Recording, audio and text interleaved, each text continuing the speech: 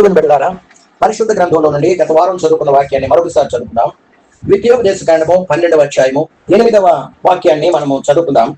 ద్వితీయోపదేశకాండము 12వ అధ్యాయము 8వ వాక్యం. నేడు మనం ఇక్కడ చేయుచున్నట్లు మీలో ప్రతి మనుషుడు తన కంటికి యుక్తమైనదంతయో చేయకూడదు. దైవచనుడైనటువంటి మోషే ఈ మాటలు పలుకుతున్నాడు. దైవచనుడైనటువంటి మోషే, మనం ఏ వాక్యంలో ఉన్నాము అంటే అరణ్యములో ఆత్మీయ ఆశీర్వాదాల గురించి మనము ధ్యానిస్తూ ఉంటూ ఉన్నాం. తన బిడ్డలైనటువంటి ఇశ్రాయేలు జనాంగాన్ని ఐగుప్తు నుండి విడిపించి అరణ్యంలో గుండా నడిపిస్తూ ఉన్నాడు. అనేకమైన విశేష కార్యాలు వాళ్ళకు కనబరుస్తూ అట్టి అనుభవంలో గుండా నడిపిస్తూ ఉన్నాడు. మొట్టమొదటిగా ఏంటి ఆ విశేష అనుభవాలు అంటే మన్నా అనుభవం. రెండవదిగా ప్రత్యక్ష గుడారము అనుభవం గురించి మనము చూస్తూ ఉన్నాం. మన్నా అంటే దేవుని కృపని, మన్నా అంటే మనల్ని సరిచేసే దేవుని వాక్యమని, మన్నా అంటే పరిశుద్ధత అని మనం చెప్పుకుంటూ వస్తున్నాం. ఇట్టి అనుభవంలో కూడా ఇశ్రాయేలు ప్రజలను అరణ్యంలో కూడా యాత్ర చేస్తూ కనానుకు నడిపిస్తున్నాడు. రెండవ అనుభవం అంటే ప్రత్యక్ష గుడారం యొక్క మాదిరి అనగా నూతన యెరూషలేము పట్టణ మహిమను దేవుడు తన ప్రజలకు ప్రత్యక్షతల ద్వారా కనబరుస్తూ నడిపిస్తూ ఉన్నట్లు దాని మీదనే దృష్టి ఉంచినట్లయితే అట్టివారు కుడి ఎడమకు చూడకుండా, తిరగకుండా, వెనక తట్టు మళ్ళకుండా వారు ముందున్నటువంటి నూతన యెరూషలేము పట్టణం వైపే అడుగులో ఆసక్తి కలిగే ముందుకు పోతూ వచ్చారు. దేవుని స్తోత్రాలు. అయితే ఇప్పుడు మనం చదువుకున్నటువంటి వాక్య భాగం ఏంటి అంటే యోర్దాను దాటి ఆ యొక్క యోర్దాను నది దగ్గరకు వచ్చారు. ఆ సాయంకాలానికి దేవుడు మోషేను నీ ప్రాణం తీసి నాకు ఇయ్యి అన్నాడు.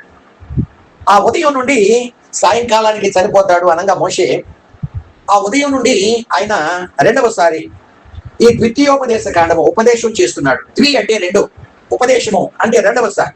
అంటే ఒకప్పుడు ఐగుప్తులో వారు ఎలాంటి మూడులో బానిసత్వంలో ఉన్నారు, ఫరో చేతి కాడి క్రింద నలిగిపోతున్నారు. దేవుడు వారిని విడిపించి ఎర్ర సముద్రంలో దాటించి ఆయన మరి ఆ యొక్క సినాయి హోరేబు కొండ దగ్గరికి నడిపించి పరిశుద్ధాత్మ ఓటలు త్రాగించి రెఫీదీము కొండ దగ్గర అమాలేకీయులను అంటే శరీర ఇచ్చలో కార్యాలను జయింప చేసి ఆత్మీయులు అరణ్యంలో కూడా ముందుకు నడిపిస్తూ ఉన్నాడు. యోర్దాను నది దగ్గరకు వచ్చారు. అక్కడికి వచ్చిన తర్వాత దేవుడు అన్నాడు మోషేతో, మెరీబా చలమల దగ్గర మీరు నన్ను శోధించారు, నన్ను ప్రజల ఎదుట మహిమపరచలేదు, కాబట్టి మోషే నీ ఎంతకాలం నడిపించినటువంటి ప్రజలను నీవు కానానుకు తీసుకుని వెళ్ళలేవు, నీవు ఈరోజు మరణిస్తావు, నీ తదనంతరం నీ అసిస్టెంట్ అయినటువంటి జాషువా ఈ టీంని ఈ సంఘాన్ని నడిపిస్తాడు అని చెప్పినప్పుడు ఈ విషయాలన్నీ కూడాను మొదటి నుండి ఉపదేశం ప్రసంగం ఎత్తుకొని చివరి అధ్యాయం వరకు ఆయన ముగించి ఆ సాయంకాలానికి అక్కడ చనిపోయినట్లు మనము చూస్తా ఉన్నాం.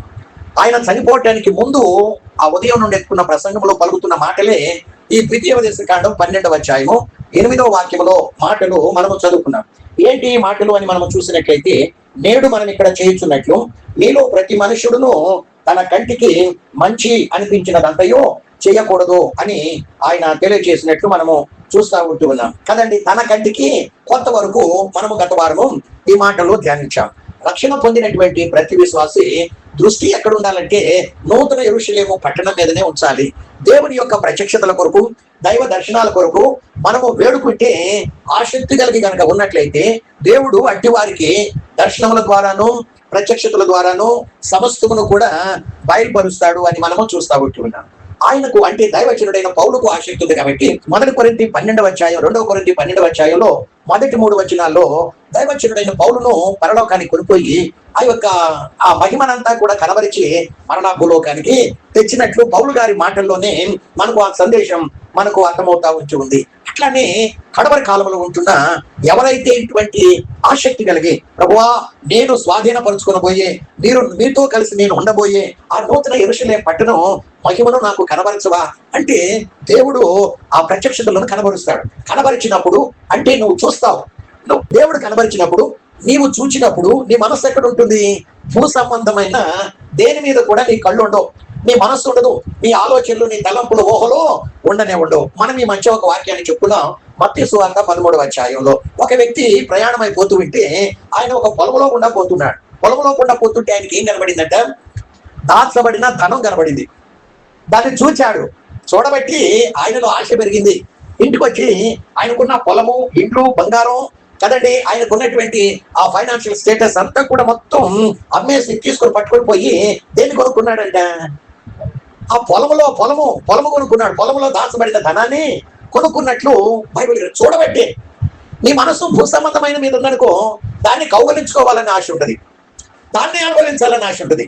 అలా కాకుండా నీవు ప్రత్యక్షతల ద్వారా, దైవ ప్రత్యక్షతల ద్వారా, దైవ దర్శనాల ద్వారా నీవు కనుక నీవు నూతన యెరూషలేము పట్టణంలో ఉన్న మహిమనే కనుక చూస్తా ఉంటే నీ మనస్సు భూ సంబంధమైన వాటి మీదకి మళ్ళిద్దా. దాని ఎదుట పరలోకంలో అంటే నూతన యెరూషలేము పట్టణంలో ఉన్న మహిమ ఎదుట భూలోకంలో ఉన్నదంతా నీకు ఎలా కనిపిస్తుంది అంటే పెంటతో సమానంగా ఎంచబడుతుంది.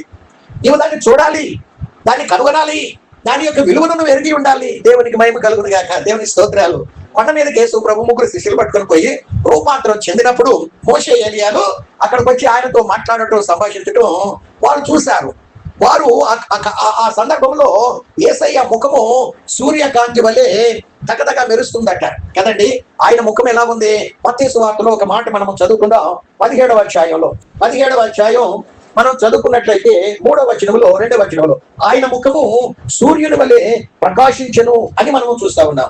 ఆయన ముఖము సూర్యుని వలె ప్రకాశించెను, ఆయన వస్త్రములు వెలుగు వలె తెల్లని వాయెను. 26వ అధ్యాయం అపోస్తుల కార్యం 26:13లో మనము చదవగలిగినట్లయితే పౌలు ఏమంటాడంటే, పౌలు యేసు ప్రభువును చూచినప్పుడు ఆయన ఎలా కనబడ్డాడటండి.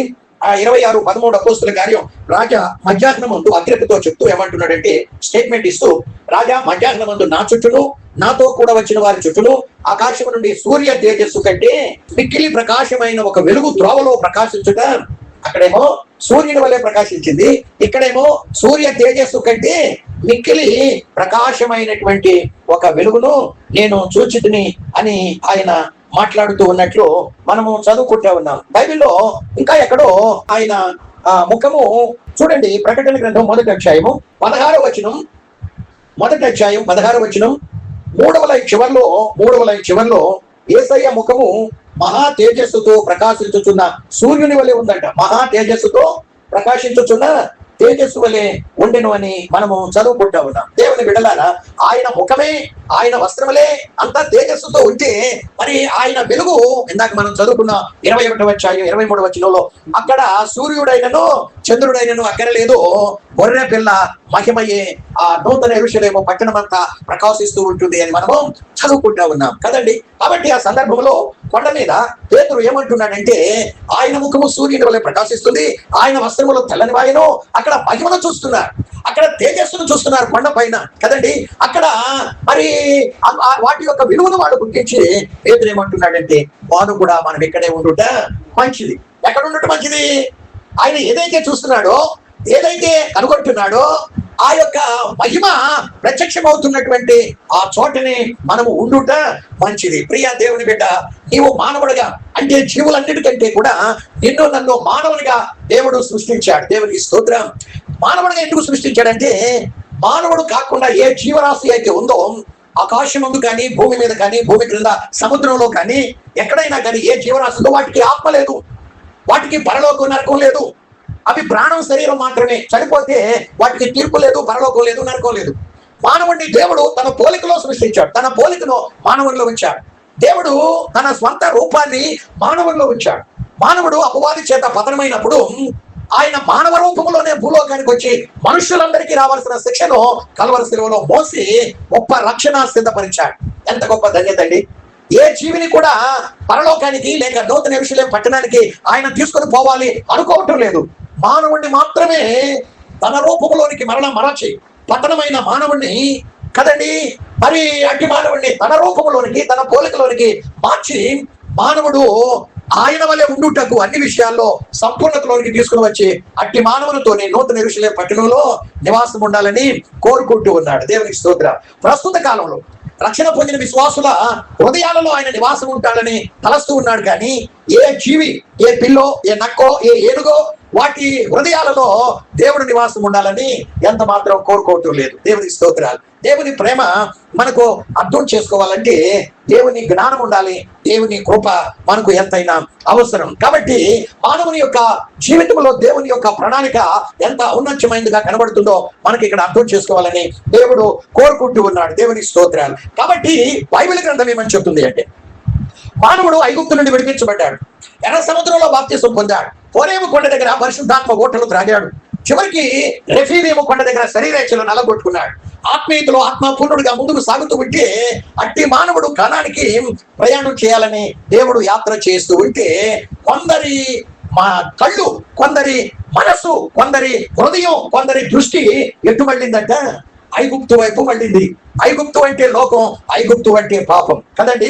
వారు ఇహ సంబంధమైనటువంటి ఐగుప్తు కోరికలతో వాళ్ళ మనస్సును, హృదయాన్ని నింపుకొని మనము ఐగుప్తుకు తిరిగి వెళ్ళుట మేలు కాదా అని పలుకుతూ ఉన్నారు. నేటి నూతన మరి ఈ నూతన నిబంధన క్రైస్తవ సంఘాలలో ఉన్నటువంటి దైవ సేవకులు కావచ్చు, విశ్వాసులు కావచ్చు, అనేకుల మనస్సు ఎటు ఉంది అంటే ఆ స్వాధీనపరుచుకొని పోయే మహిమ వైపు కాకుండా భూ సంబంధమైన వాటిని, లోకములో ఉన్న వాటిని వెతుకుతూ ఉన్నట్లు మనము చూస్తూ ఉన్నాం. దేవుని స్తోత్రం. ఎవరి మనస్సు లోకములో ఉన్నదంతా కూడా ఏమని చెప్పుకుంటున్నాం మనం? చెప్పండి. లోకములో ఉన్నదంతా, ఐగుప్తులో ఉన్నదంతా శరీరాశ, నేత్రాశ, జీవపు డబ్బు, అవి తండ్రి వలన కలిగినవి కావు. రక్షణ పొంది కొంతకాలం ఆత్మీయ యాత్రలో బలంగా ముందుకు సాగినటువంటి వారి కన్నులు, మనస్సు, దృష్టి, హృదయం ఎటు మళ్ళించుకుంటున్నారంటే లోకం వైపు, లోకములో ఉన్న వాటి వైపు మళ్ళించుకుంటున్నారు. లోకములో ఉన్నదంతా కూడా నాశనానికి కొనిపోయేది కదండి. లోకములో ఉన్నదంతా నాశనమునకు కొనిపోయేది అని బైబిల్ గ్రంథం మనకు తెలియజేస్తా ఉంది. కాబట్టి దేవుని బిడ్డలారా, ఎవరి కన్నులు లోకం మీద ఉన్న వాటి మీద ఉంటాయి అని మనము చూసుకున్నట్లయితే ఆత్మీయతలో దిగజారిపోయినటువంటి వారు, ఆత్మీయతలో వెనుకతట్టు మళ్ళినటువంటి వారు, ఆత్మీయతలో పడిపోయినటువంటి వారి యొక్క మనసు లేక కళ్ళు లేక దృష్టి లోకంలో అంటే లోకంలో ఉన్న వాటి వైపు మళ్ళిస్తూ చివరికి పతనావస్థకు దిగజారిపోయి నిత్యమైన నరకాగ్ని గుండానికి ప్రయాణం చేస్తూ ఉన్నట్టు మనం. అలాంటి వారిలో ఎవరిని మనం గత వారం చూసాము అంటే ఆకానును మనం చూసాం. ఆకాను ఎక్కడికి వచ్చాడు? యోర్దాను దాటాడు, ఎరుకో దాకా వచ్చాడు. ఎరుకోలో ఉన్న అంటే లోకములో నశించే వాటి మీద కన్నులు పెట్టి వాటిని స్వాధీనపరుచుకున్నాడు. చివరికి మరణం, నరకం, పాతాళం వాని కొరకు పొంచి ఉన్నట్లు మనము చూస్తా ఉన్నాం. అటువంటి గుంపులో నీవు నేను ఉన్నట్లయితే ప్రభు ప్రేమతో మనకు సందేశం ఇస్తున్నాడు. 2 చేతులు చాపి, కుమారుడ, కుమారి, నీవు నా బాహువులోనికి రా, నేను నిన్ను ఆదరిస్తా, నిన్ను ప్రేమిస్తున్నాను. నీవు అట్టి నిత్యమైన నాశనానికి పోయే గుంపులో ఉండకూడదని ఆయన మనల్ని ఆహ్వానిస్తూ ఉండగా మనం ఆయన బాహువులోనికి వెళదామా? ఆయన కౌగిలిలోనికి మనం వెళదామా? ఒకసారి మన జీవితాలు పరిశీలన చేసుకుందాం. నశించే వాటి మీద దృష్టి పెట్టి నటువంటి వ్యక్తుల్లో రెండవ వ్యక్తి ఎవరున్నారు అంటే గెహాజీ ఉన్నాడు. సిరియన్లు ఒక కాలంలో ఇశ్రాయేలీల్ని మన దేశానికి కొనిపోయారు. సిరియన్లు. వాళ్ళలో ఒక చిన్నది కూడా ఉంది. ఆ దేశపు సైన్యాధ్యక్షుడైనటువంటి నయమాను భార్య దగ్గర ఆమె సహాయకురాలుగా ఉంది. ఒకరోజు ఆ చిన్నదండి ఆమె యజమానురాలతో అంటుంది, అమ్మా, నా యజమానుడు ఇశ్రాయేలు దేశంలో ఒక ప్రవక్త ఉన్నాడు, ఆయన పేరు ఎలీషా. ఆయన దగ్గర నా యజమానుడు కనుక ఉన్నట్లయితే కుష్ఠరోగం తొలగిపోతే అని చెప్పింది. ఈ మాటలు భర్తకు అందించింది. ఆయన దైవచనుడైనటువంటి ఇశ్రాయేలు దేశంలో ఉన్న దైవచనుడైనటువంటి ఎలీషా దగ్గరికి కొన్ని వంటలు, కొంతమంది పనివారిని, మరి 800 కిలోల వెండి, 1,20,000 బంగారం, 10 దుస్తులు తీసుకొని ఆయన బహుమానంగా తీసుకొని ఆయన ఇశ్రాయేలు దేశం ప్రయాణం కట్టాడు. షోమ్రోన్లో ఉన్నటువంటి ఆ యొక్క దైవచనుడైనటువంటి ఎలీషా దగ్గరకు వచ్చాడు. ఆయన అన్నాడు, నీవు నేరుగా యోర్దాను నదిలోకి వెళ్ళు, 7 మార్లు మునుగు, నీ కుష్ఠంతా పోతుంది అంటే ఆ మాటకు లోబడి వెళ్ళి మునిగాడు. పసిపిల్ల దేహము వంటి దేహము కుష్ఠంతా పోయింది, శుద్ధుడయ్యాడు. కుష్ఠరోగం పోయి శుద్ధుడయ్యాడు. పసిపిల్ల దేహం వల్లే ఆ దేహం మార్చబడింది. నేరుగా వచ్చి దైవచనుడి ఆ ఇంటి డోర్ ముందు నిలబడి ఆయన ఏమంటున్నాడో చూద్దాం. ఒక మాట చూద్దాం. పరిశుద్ధ గ్రంథంలో నుండి రాసుల 2వ గ్రంథం అండి. రాసుల 2వ గ్రంథంలో మనం చదువుకున్నట్లయితే రాసుల 2వ గ్రంథం 5వ అధ్యాయము 15వ వచనం 2వ లైన్లో మనం చూసిన అతను చదువుకుందాం. 15వ వచనంలో, అప్పుడు అతడు తన పరివారంతో కూడా దైవచనుడి దగ్గరికి తిరిగి వచ్చి అతని ముందర నిలిచి, చిత్తగించుకో, ఇశ్రాయేలీలో ఉన్న దేవుడు తప్ప లోకమంతటి యందును మరొక దేవుడు లేడని నేను ఎరుగుదును. ఇప్పుడు నీవు నీ దాసుడైన నా యొద్ద బహుమానము తీసుకునవలసిందని అతనితో చెప్పగా ఎలీషా అంటున్నాడు, యెహోవా సన్నిధిలో నేను నిలబడి ఉన్నాను, ఇశ్రాయేలు దేవుడైన ఆ యెహోవా జీవము తోడు, అండర్లైన్ చేసుకోండి, నేనేమియో తీసుకొనను అని చెప్పాడు. నయమాన్ అంటున్నాడు, అతన్ని ఎంతో బతిమాలిన, అండర్లైన్ చేసుకోండి, నయమాను అతనిని ఎంతో బతిమాలినను అతడు ఒప్పకపోయాను. ప్రియా దేవుని బిడ్డ, ఎవరైనా సరే నీవు నేను మనమందరం కూడా దేవుని సన్నిధిలో దేవుని ఎదుట నిలబడి ఉన్నాం. దేవుని వర్తమానము, దేవుని మాటలు మన యొద్దకు వస్తూ ఉండగా ఈ మాటల్ని మనం ఏ రీతిగా తీసుకుంటున్నాము? ఈ మాటలు వెండి బంగారముల కంటే విలువైనటువంటివి. ఇవి మన జీవితాల్ని, చెడిపోయిన బ్రతుకులను బాగు చేసే ఈ మాటలు ఎంతవరకు తెలుసో తెలియకో మనది కానీ ఏదైనా సొమ్ము గనక ఉన్నట్లయితే, మనము తీసుకున్నట్లయితే దాన్ని మనము ఏం చేయాలి? పొట్టి చెక్కయ్యలాగా తిరిగి 4 గంటలు ఇవ్వాలి కదండి. అన్యాయంగా ఎవరి దగ్గర అయినా తీసుకుంటే ఈ మాటలు మనము పలికే స్థితిలోనికి రావాలని పరిశుద్ధాత్మ దేవుడు మన ఎదుట నిలబడి మనకు తెలియజేస్తా ఉన్నాడు. ఏ మాటలో? నేనేమియో తీసుకున్నాను, యెహోవా జీవము తోడు, నేనేమియో తీసుకున్నాను, ఎంతో బతిమాలినను అతడు ఒప్పలేదు. అంటే ఈ మాటలు మన దగ్గరకు ఎందుకు వస్తున్నాయి అని మనము చూస్తున్నట్లయితే, దేవుని బిడ్డలారా, ఆయన దృష్టి ఎక్కడ లేదు? దైవజనుడైన ఎలీషా దృష్టి ధనం మీద లేదు, లోకం మీద లేదు, లోకంలో ఉన్న దేని మీద కూడా లేదు. ఆయన మనసు, ఆయన దృష్టి, ఆయన కళ్ళు నూతన యెరూషలేము పట్టణంలో తన కొరకు దాచబడి ఉంచినటువంటి మహిమ మీదనే ఉంది. కానీ భూ సంబంధమైన నశించిపోయే దేని మీద కూడా లేదు. ఆయనకు బాగా తెలుసు.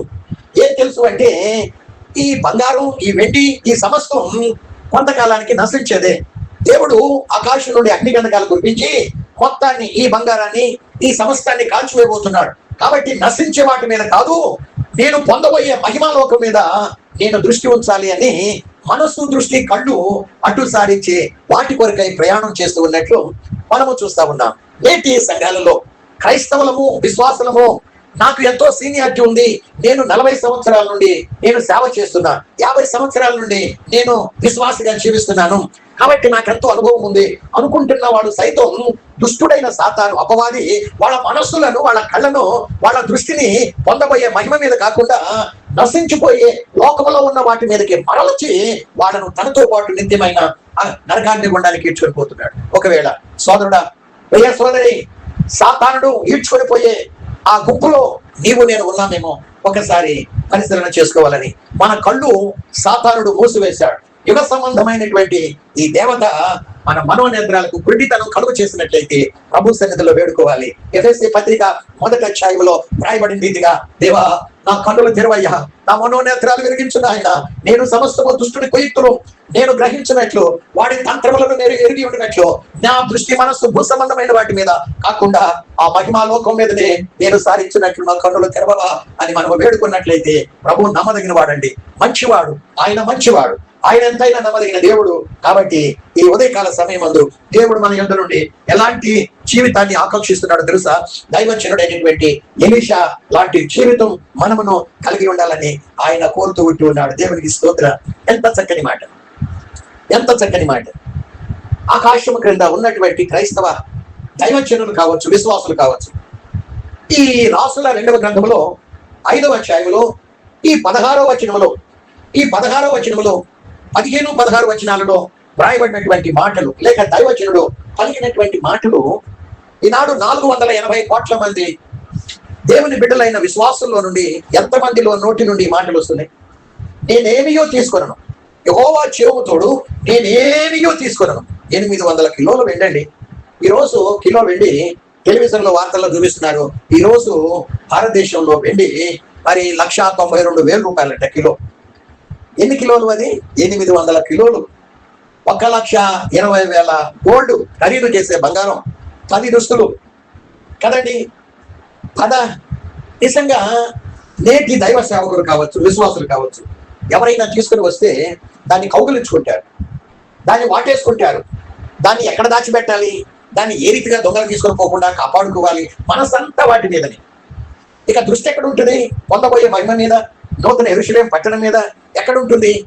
కాబట్టి ప్రియ దేవుని బిడ్డ, మన జీవితం 70 సంవత్సరాలు లేకుంటే, ఎక్కువ బలం ఉంటే 80 సంవత్సరాలే. ఆ తర్వాత ఎంతటి వారైనా, రాసు కావచ్చు, ఎవడైనా కానీ, ధనవంతుడు కావచ్చు, పేరు ప్రఖ్యాతులు కలిగిన వాడు కావచ్చు, దేశాన్ని ప్రపంచాన్ని ఏరుబడి చేసిన వాడు కావచ్చు, ఎవడైనా సరే లోకాన్ని విడిచిపెట్టి వెళ్లాల్సిందే. 90వ కీర్తనలో, నరులారా తిరిగి రండి, మంటిని మంటిగా మార్చడానికి. మనము జీవించే కొద్ది రోజుల్లో మనము సంపాదించుకుంటానికి, మనము దాచిపెట్టుకుంటానికి కాదు ఈ లోకంలో. ఏనాటి మన్నా ఆ రోజే మీరు సమకూర్చుకోవాలన్నాడు. ఒక ప్రక్క దైవజనుడైనటువంటి ఎలీషా దృష్టి వాటి మీద కాకుండా, నశించిపోయే లోకంలో ఉన్న వాటి మీద కాకుండా, పొందబోయే ఆ నిత్యమైన మహిమాలోకం మీదనే దృష్టి సారించి, యెహోవా జీవముతోడు నేను ఏమియో తీసుకొనను, అతడు ఎంతో బతిమలాడినను ఒప్పలేదు. ఎంత చక్కని మాట. ఒక ప్రక్క దైవజనుడు ఇలా చేస్తుంటే, మరొక ప్రక్క దైవజనుడికి ఒక పనివాడు ఉన్నాడు, గెహాజీ. గెహాజీ వాడు లోపట నలిగిపోతున్నాడు, మదన పడుతున్నాడు. అయ్యయ్యో అయ్యో అయ్యో అయ్యో. ఆ దైవజనుడు ఏంటి, సామాన్యమైన 800 కిలోల వెంటంటే 1,20,000 రూపాయల ఖరీదు చేసే బంగారం అంటే 10 దుస్తులు అంటే ఏంటి మా పాస్టర్ గారు, అసలు ఈయనకి బ్రెయిన్ ఉందా అనుకుంటా ఉన్నాడు. అసలు ఈయనకి బ్రెయిన్ ఉందా, ఈయనకి ఏమాత్రం బ్రెయిన్ ఉందా అనుకుంటూ నలిగిపోతున్నాడు. దైవజనుడు ఎంత మాత్రం ఒప్పకపోయేసరికి సెలవు తీసుకొని తిరిగి ఆయన సిరియా దేశానికి పోతూ ఉన్నాడు. పోతా ఉంటే దైవజనుడు వెంటనే మోకాళ్ళ మీద ఉండి ప్రార్థనలో గడుపుతూ ఉన్నాడు. ఎలీషా ప్రార్థనలో గడుపుతుంటే ఆయన ఎప్పుడెప్పుడు కళ్ళు మూస్తుంటాడా, నేను పరుగున పోయి నేను కొంతైనా వెండి, కొంతైనా నేను కొన్ని దుస్తులైనా పట్టుకొని రావాలి అని ఆయన కళ్ళు మూసుకుంటాడేమోనని ఆ టైం కొరకు ఆశతో కనిపెట్టి ఎదురు చూస్తామంటే కొంతసేపటికి ఆ టైం రానే వచ్చింది. టక్మని దైవజనుడు కళ్ళు మూసి ప్రార్థనలో గడుపుతూ ఉంటే టక్మని వీడు ఏం చేశాడు, పరుగున పోయాడు. పరుగున పోతుంటే సిరియా దేశానికి ప్రయాణమైపోతున్నటువంటి నయమాను వెనక్కి తిరిగి చూసేసరికి ఎవరున్నారు, దైవజనుడు పనివాడు. వాడు ఏమంటున్నాడో తెలుసా, ఆయన నయమాను ఆ గుర్రాలు రథాలు దిగి ఆయన ఎదుర్కొంటానికి వెనక్కి వచ్చి ఏంటి అని అడుగుతుంటే వాడు ఏమంటున్నాడంటే, చివరికి 20వ వచనంలో, అంతటా దైవజనుడు అయిన ఎలీషాకు సేవకుడైన గెహాజీ సిరియనుడైన ఈ నయమాను తీసుకుని వచ్చిన వాటిని అంగీకరించుకున్న నా యజమానికి మనస్సు లేకపోయిన గాని యెహోవా జీవముతోడు, వీడు ముఖానికి మళ్ళీ యెహోవా జీవముతోడు నేను పరుగున పోయి అతన్ని కలుసుకొని అతని యొక్క ఏమైనా తీసుకుందును అనుకుని, ఏమైనా తీసుకుందును అనే కానీ నేటి సేవకులు, నేటి విశ్వాసులు ఏమైనా ఇత్తును, ఏమైనా దేవుని పేరట నేను ఇతరులకు ఇత్తును అనే మనసు దృష్టి ఎంత మాత్రం లేదు. నయమాను 21వ వచనంలో, నయమానుడు కలుసుకుంటే పోచుండగా నయమాను తన వెనక నుండి పరుగులు వచ్చుచున్న వారిని చూచి తన రథం మీద నుండి దిగి వారిని ఎదుర్కొని క్షేమమా అని అడిగాను. అతడు క్షేమమే అని చెప్పి నా యజమానుడు నా చేత వర్తమానం పంపాడు. అబద్ధం చెప్తున్నాడు. ప్రవక్తల శిష్యుల్లో ఇద్దరు మరి ఎఫ్రాయిము మందిము నుండి నా యొక్కకు ఇప్పుడే వచ్చింది కావు కనుక నీవు వారి కొరకు 2 మణుగుల వెండి 2 దుస్తుల బట్టలు దయచేయమని సెలవిచ్చుచున్నాడు అని అబద్ధం పలికాడు. అందుకు నయమాను నీకు అనుకూలమైతే రెట్టింపు, నువ్వు 2 మణుగులు అడిగావు కదా, రెట్టింపు వెండి తీసుకోమని బతిమలాడి 2 సంచుల్లో 4 మణుగుల వెండి మరి కట్టి 2 దుస్తులు బట్టల నుంచి తన పనివారిలో ఇద్దరి మీద వాటిని వేయగా వారు గెహాజీ ముందర, దైవజనుడు అడుగుతున్నాడు తిరిగి వచ్చిన తర్వాత, గెహాజీ ఎక్కడి నుండి వస్తున్నావు అని అడుగుతుంటే 20వ వచనం 4వ లైన్లో, నేను ఎచ్చటికి పోలేదయ్యా. వాడు బ్రతుకంతా అబద్ధమే. లోకంలో నశించే వాటిని సంపాదించుకోవటానికి, నరకానికి పోవటానికి ఎన్నెన్ని అబద్ధాలు, ఎన్నెన్ని మోసాలు కదండి. అయితే దైవజనుడు అంటున్నాడు 20వ వచనం మరి లో మనము చదువుకుంటే, అంతటి ఎలీషా వారితో, ఆ మనుషుడు తన రథము దిగి నిన్ను ఎదుర్కొనటకై తిరిగి వచ్చినప్పుడు నా మనస్సు నీతో కూడా రాలేదా? ద్రవ్యమును, వస్త్రములు, ఒలివ చెట్లు, తోటలు, ద్రాక్ష తోటలు, బర్రెలు, ఎడ్లు, దాసదాసీలు సంపాదించుకోవటానికి ఇది సమయమా? కాబట్టి నయమానుకు కలిగిన కుష్టు నీకును నీ సంతతికి సర్వకాలము అంటియుండును అని చెప్పగా వాడు మంచు వలె తెల్లనైన కుష్ఠము కలిగి ఎలీషా ఎదుట నుండి బయటికి వెళ్ళిపోయెను అని మనము చూస్తా ఉన్నాం. తలలు వంచుదాం, జీవితాన్ని పరిశీలన చేసుకుంటాము. నశించిపోయే లోకం మీద వాడు మనసు, దృష్టి, కళ్ళు పెట్టి వాడు తెచ్చుకున్నది ఏంటి? వాడు తెచ్చుకునేది కుష్ఠరోగం ఇంటికి తెచ్చుకున్నాడు. పాపము చేసింది వాడైతే దైవజనుడు అంటున్నాడు నీకును నీ ఇంటి వారికి సదాకాలం ఉంటుంది కుష్టు అని. వాడు తెచ్చుకున్నది ఏంటండి? నశించిపోయే లోకంలో ఉన్న దాన్ని ప్రేమించాడు. దానికోసం ఎన్ని అబద్ధాలు ఆడాడు, ఎన్ని మోసాలు చేశాడు. ఒక ప్రక్క దైవజనుడు ప్రార్థనలో గడుపుతుంటే దైవజనుడికి ఉన్న భక్తి వాడికి అబల, దైవజనుడికి ఉన్నటువంటి ఆ ప్రార్థనా జీవితం అబల, దైవజనుడికి ఉన్నటువంటి ఆ యొక్క దేవుని అందరి భయము ఆ పనివాడికి అబల. వాడు ఏ కాడికి మనస్సు లోకంలో నశించే వాటి మీద పెట్టి వాటి మీదే కళ్ళు దృష్టి సారించి చివరికి వాడు నరకానికి పోవటానికైనా సిద్ధపడ్డాడు. ఆకాను అడుగు వేస్తే పరలోకం కానాను, కానీ వాడు చివరి దశలో ఆ యొక్క శాపగ్రస్తమైన దాన్ని తెచ్చుకున్నాడు.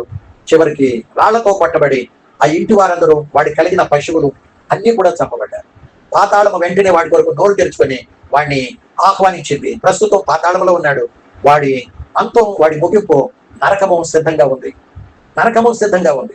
గెహాజీ నశించే వాటి మీద దృష్టి పెట్టాడు, నశించే వాటి మీద మనసు పెట్టాడు. దైవజనుడితో కలిసి ప్రార్థనలో ఏకీభవించినట్లయితే ఆ దైవజనుడు పొందుకోబోయే ఆ నిత్యమైన మహిమ లోకంలో వాడు కూడా ఉండేవాడు. కానీ పరుగున పోయి ఆ యొక్క శాపగ్రస్తమైన నశించే దాన్ని ఇంటికి తెచ్చుకున్నాడు. తనకు మాత్రమే కాదు, ఇంటి వారందరికీ ఆ కుష్టు వ్యాధి అంటించినట్లు మనము చూస్తాం.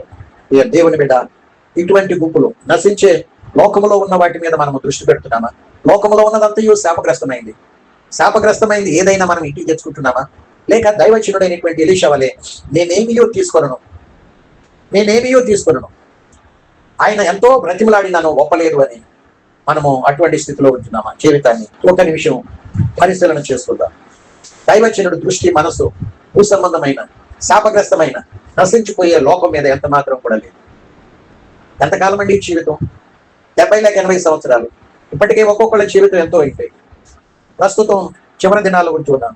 మనము 70 సంవత్సరాలు 80 సంవత్సరాలు కూడా బ్రతుకుతామో లేదో తెలియదు. ఎందుకంటే ప్రభు రాకడ అతి సమీపంగా ఉంది. భక్తులందరూ సిద్ధపడుతున్నారు. దైవచనుడైన ఎలీషాకు తెలుసు. ఎందుకంటే మత్తయి సువార్త 10వ అధ్యాయం 8వ వాక్యంలో వ్రాయబడి ఉంది, మీరు స్వస్థత వరాన్ని, మీరు దయ్యాలు వెళ్ళగొట్టే వరాల్ని, అనేకమైన ప్రవచన వరాల్ని, వివేచన కలిగినటువంటి వరాన్ని, ఆత్మల వివేచనను, అనేక 9 వరాలు ఏ ఒక్కటైనా మీరు ఉచితంగా పొందితే కనుక ఉచితంగా ఇయ్యడి. ఈనాడు వరాల్ని అమ్ముకుంటున్నారు. దైవజనుడికి దేవుడు స్వస్థపరిచి వరం ఇచ్చాడు, అద్భుతం చేసే వరం ఇచ్చాడు.